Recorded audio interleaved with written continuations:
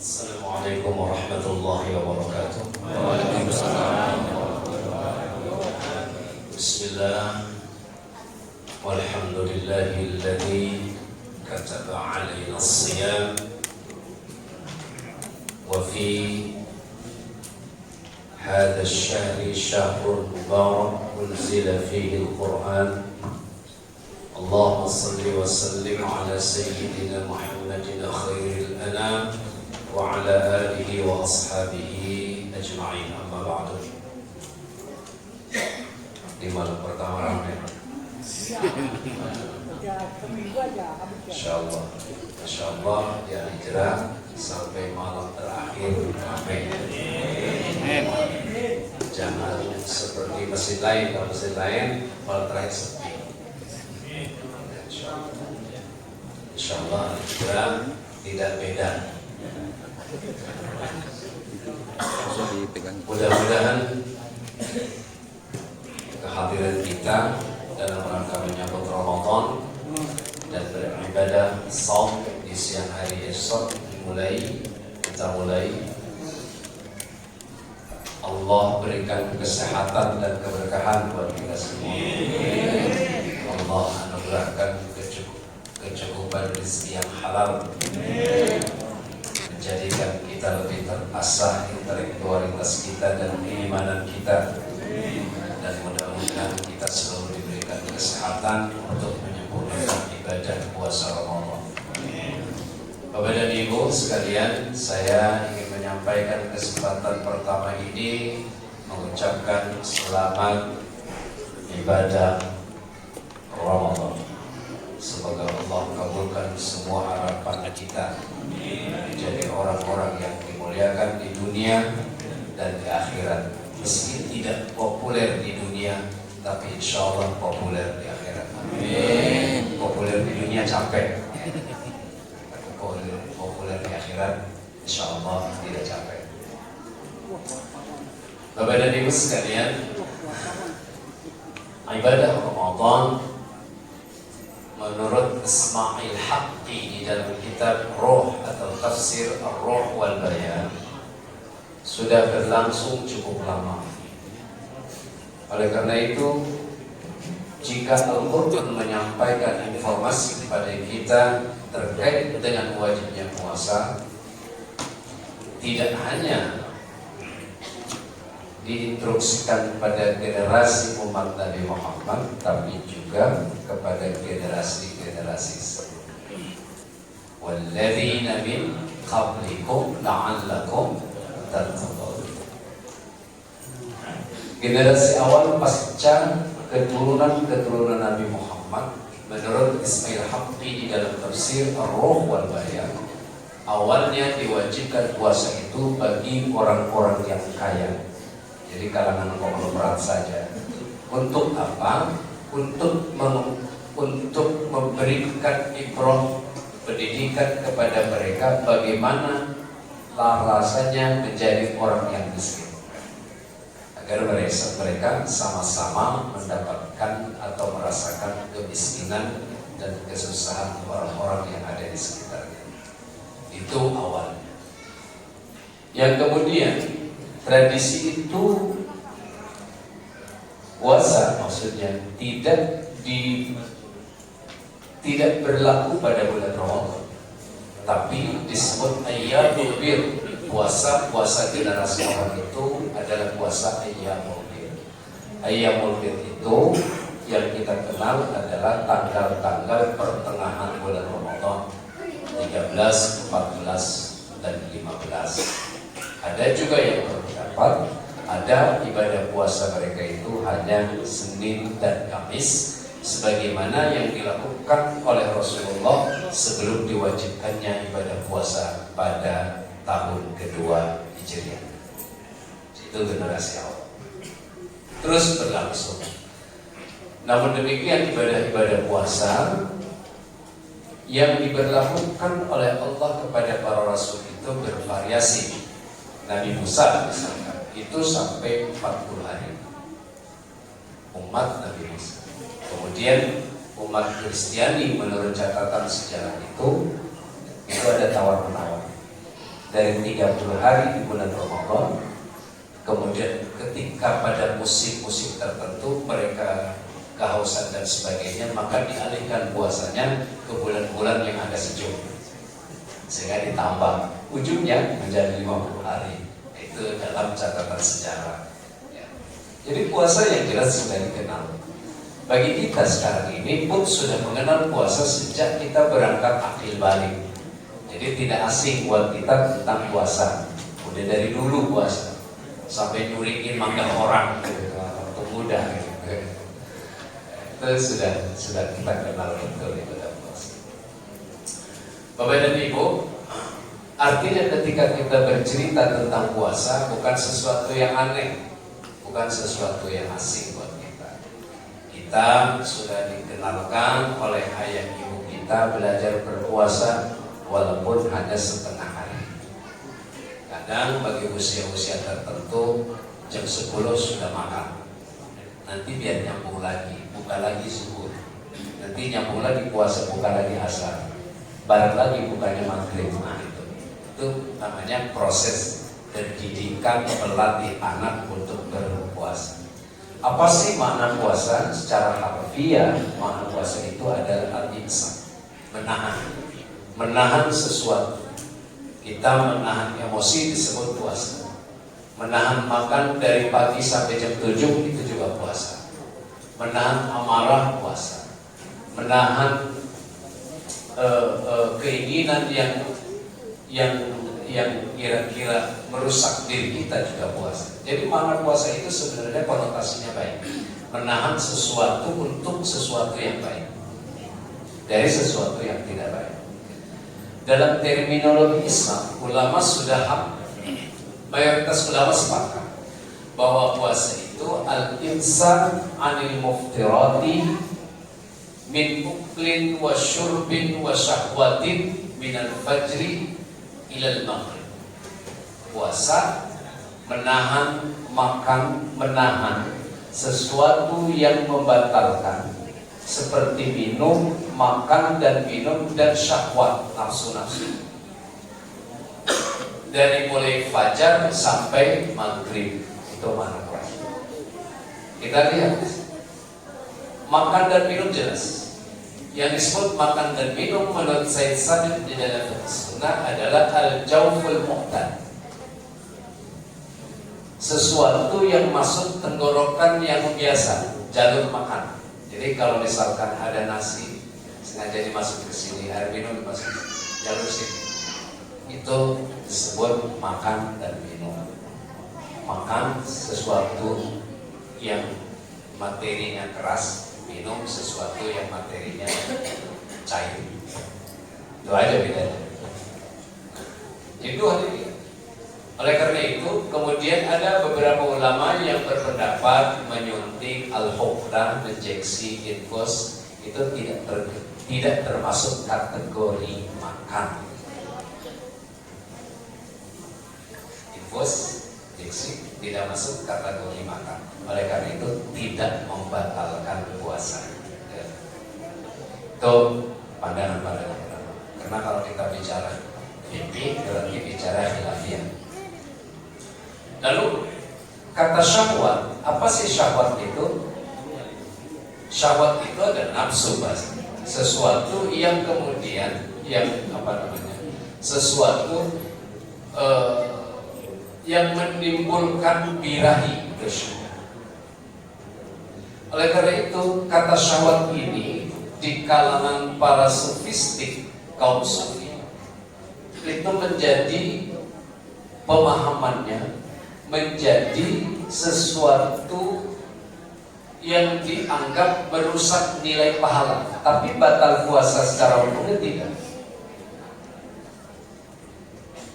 Nilai pahalanya berkurang. Itu ada pandangan-pandangan yang memaknai kata syahwat adalah kemaksiatan-kemaksiatan yang dilakukan oleh seseorang di saat dia berpuasa, maka akan mengurangi nilai pahala. Itu makna yang pertama. Makna kedua, syahwat dimaksudkan adalah hubungan seks. hubungan badan, hubungan suami istri, termasuk nanti mengeluarkan nutfah dengan sengaja, itu masuk kategori syahwat. Itu yang kemudian dianggap membatalkan keabsahan puasa. Jadi maknanya banyak nanti. Oleh karena itu, ini perlu dijaga oleh kita, dilindungi oleh kita dari segala sesuatu yang membatalkan puasa, tapi juga sekaligus mengurangi nilai-nilai ibadah puasa kita. Maka dalam pandangan Ghazali kita kenal dengan istilah maksiat mata, maksiat telinga, maksiat mulut. Maksiat mata melihat sesuatu yang diharamkan, maksiat telinga sesuatu atau mendengarkan sesuatu yang diharamkan seperti ghibah, maksiat mulut ya dari sesuatu yang diharamkan seperti memfitnah. Ini dijaga betul oleh kita, ya, dijaga betul, dilindungi oleh kita. Karena ini akan menjadi sia-sialah ibadah puasa kita. Nabi pernah sampaikan, kam min sha'imin laisa lahu ju' illa al-'atash. Berapa banyak orang yang melaksanakan ibadah puasa, dia cuma dapat lapar dan dahaga, haus gitu. Dari pagi nahan-nahan tapi pahalanya nggak ada. Ya, dijaga. Bapak dan Ibu, kedua yang ingin saya sampaikan kepada Bapak dan Ibu,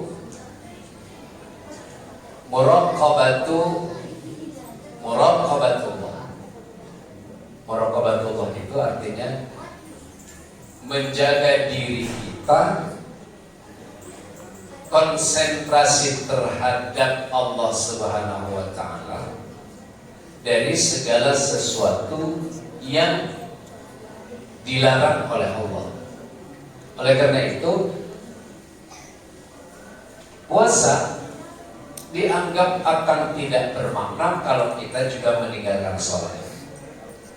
Ya, jadi bagi orang yang puasa jangan sampai meninggalkan sholat, dan orang yang sholat jangan juga meninggalkan ibadah puasa. Muraqabatullah, kedekatan kita kepada Allah itu bukan hanya ibadah wajib, tapi juga ibadah-ibadah lain. Misalkan dengan sedekah, dengan i'tikaf, biarkan masjid kita ini banyak orang yang i'tikaf, dengan tadarus Al-Quran, dan dengan talabul ilmi, belajar ilmu meskipun tidak secara formal, tapi belajar ilmu secara diskusi dan sebagainya. Isi Ramadan ini dengan muraqabatullah seperti ini. Manfaatnya, karena ini bulan istimewa, bulan yang diberikan kemuliaan oleh Allah, di mana bulan ini adalah bulan penuh berkah, bulan diturunkannya Al-Quran, bulan yang dimuliakan oleh Allah Subhanahu wa Ta'ala dengan Lailatul Qadar, bulan penghargaan bagi orang yang ibadah puasa, yang nafas aromanya dihargai oleh Allah, karihil miski, seperti aroma minyak kasturi. Jadi jangan begini, gitu teman-teman, tahu itu di mata Allah ya. Jadi di mata Allah itu aroma orang yang bau mulutnya orang yang puasa itu dihargai oleh Allah. Ini istimewa. Meskipun habis makan jengkol mau ketek, tapi kan dihargai gitu ya. Tapi jangan sengaja memancing orang untuk itu, karena itu juga mengandung unsur dosa nantinya kalau kita dengan sengaja membuang aroma dari mulut kita di hadapan orang lain, dan itu akan menyakiti orang lain. Ini dijaga. Tapi Allah hanya ingin menghargai mereka, orang-orang yang beribadah puasa. Bapak dan Ibu, terakhir ingin saya sampaikan pesan kepada Bapak dan Ibu, khususnya teman-teman yang aktif ya, sahabat Al-Hijrah, jamaah hijrah yang aktif di masjid untuk tetap istiqomah dengan tadarus. dan teman-teman sahabat-sahabat Al-Hijrah yang sudah diamanahi menjadi imam, tolong dilihat-lihat lagi hafalannya ya, dilihat hafalannya, takut ada yang kurang, takut ada yang kelebihan. Persoalan suara saya nggak mikirin, mau kritik kayak mau apa suara terserah, tapi yang penting makharijul huruf bacaannya itu sahih ya. Terus Fatihahnya yang terpaling pokok. Fatihahnya adalah Fatihah yang menjadi salah satu syarat kesahan sholat. Kalau surat, bacaan surat, ada ulama yang memberikan toleransi. Seandainya pun salah membacanya, artinya tidak fasih membacanya, ataupun ada yang keliru matnya, panjang pendeknya, masih ada toleransi hukum dari ulama. Tapi kalau Fatihah menjadi mutlak karena menentukan menjadi salah satu rukun dalam sholat. Kalau surat itu sunnah dalam sholat. Dalam pandangan Imam Syafi'i, membaca surat sunnah hukum, meskipun mazhab lain mengharuskan membaca surat adalah wajib. Tetapi dalam pandangan Imam Syafi'i, membaca surat adalah sunnah. Oleh karena itu dilihat kembali, dilihat ulang kembali hafalan-hafalan kita, dibaca ulang di mana panjang pendeknya. Nanti dikonsultasikan dengan yang sudah lebih hafal dan seterusnya. Mudah-mudahan ada manfaatnya. Mari kita hidupkan Ramadan dengan sukacita. Hidupkan Ramadan dengan keikhlasan. Jangan ada yang merasa berat hati melaksanakan ibadah Ramadan. Banyak rukhsah, dispensasi bagi mereka yang ketika sakit boleh buka, tapi jangan sakit niatnya sudah buka. Maksudnya sudah diancam-ancam buka karena sakit, besok saya nggak puasa, itu nggak boleh. Ini sakit, tapi sudah diniatkan nggak puasa, itu tidak boleh. Niat dulu puasa, baru kalau besok sakitnya nambah boleh buka. Jadi ini sakit meriang, sakit apa saja, kecuali sakit al-mu'abbad, sakit menahun, itu dia boleh buka tapi bayar fidyah. Basnas tahun 2022 menetapkan 1 mud itu untuk bayar fidyah, itu sekitar harga 60.000. Jadi setiap kali meninggalkan puasa hari itu bayar fidyah 60.000 rupiah. Diingetin ya, 60.000 ya.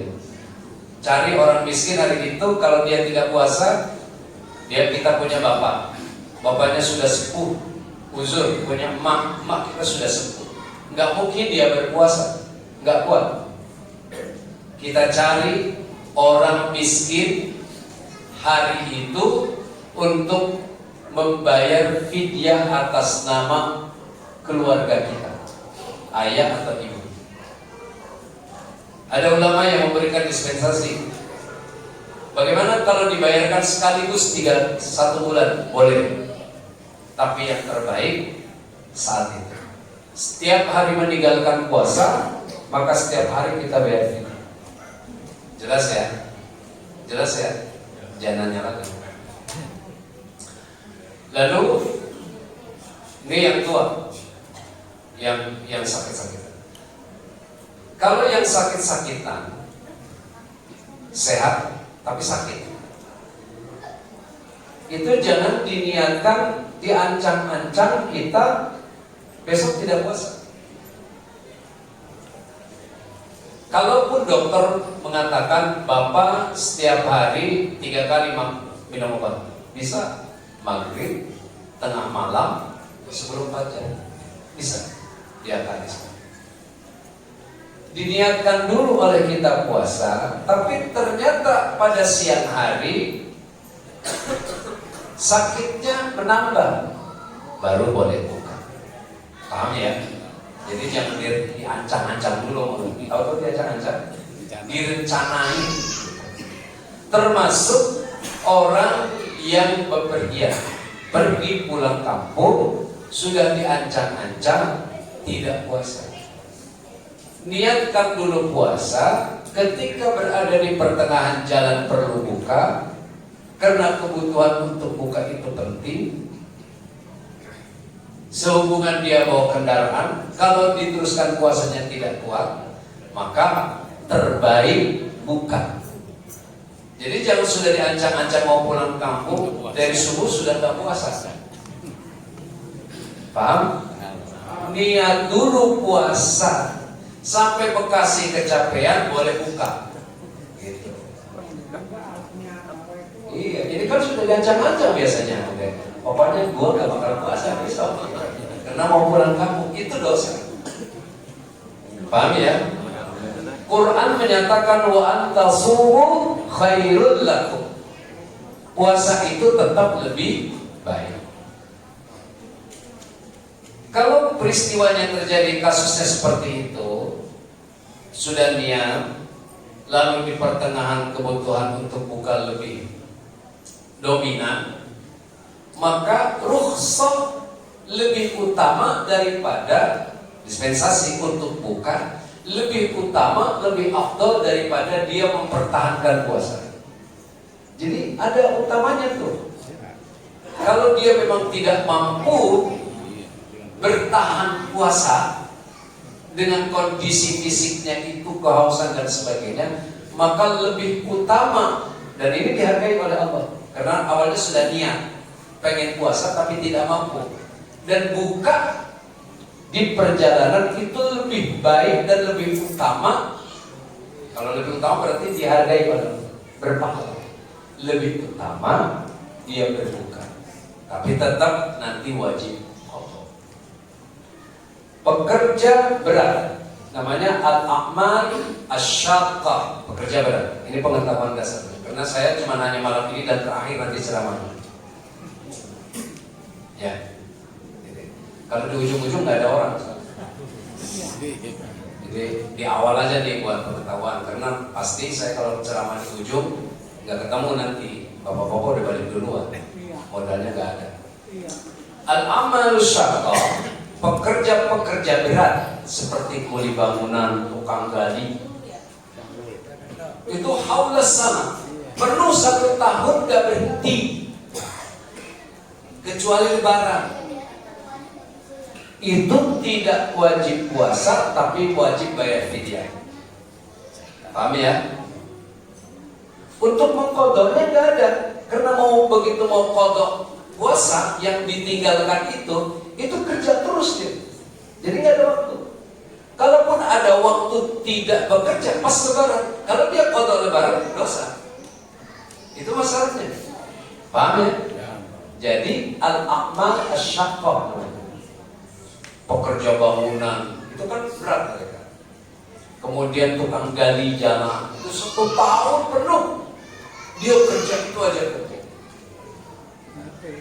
Ya, konstruksi bangunan dan sebagainya itu tidak diwajibkan, bukan tidak diwajibkan, diwajibkan berpuasa tapi dapat rukhsah, bukan tidak diwajibkan. Diwajibkan berpuasa tapi dapat dispensasi untuk buka, maka dikenakan fidyah. Fidyah itu bayar tiap hari selama 30 hari. Apalagi yang hamil dan menyusui, saya jelaskan lagi. Penting. Dapat ada bapak-bapak yang hamil. Karena bapak-bapak biasanya kalau hamil juga kegedean perut. Ya. Takut ada ibu-ibu yang hamil dan menyusui. Bapak dan Ibu, gak apa-apa ya, jam 9 terakhir ya. Saya ingin sampaikan, biasanya kalau di awal-awal lagi buru-buru pulang nih.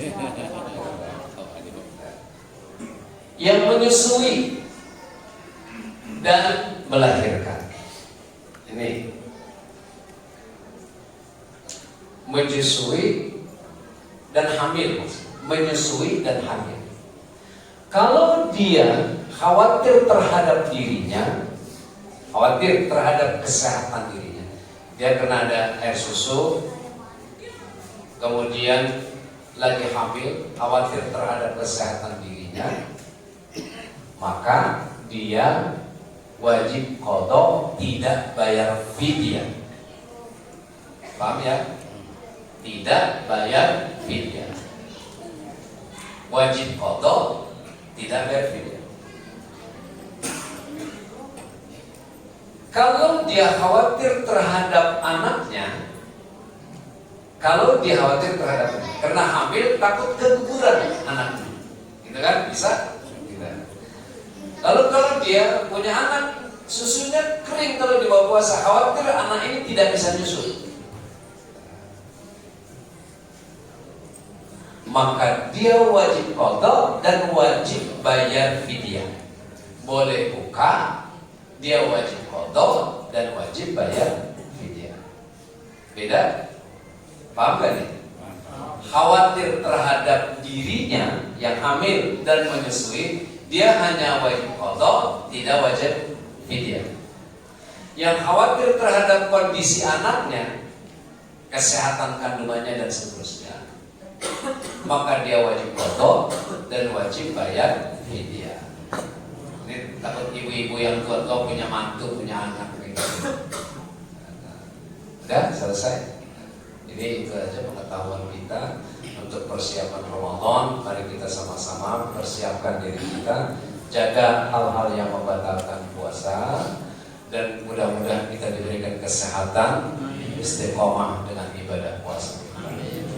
Demikian, mudah-mudahan ada manfaatnya. Insya Allah kita subuh rutin, tiap subuh kita akan ada kajian-kajian subuh tiap subuh sampai akhir Ramadan, dan kita ikuti bersama untuk mengikuti kajian subuh.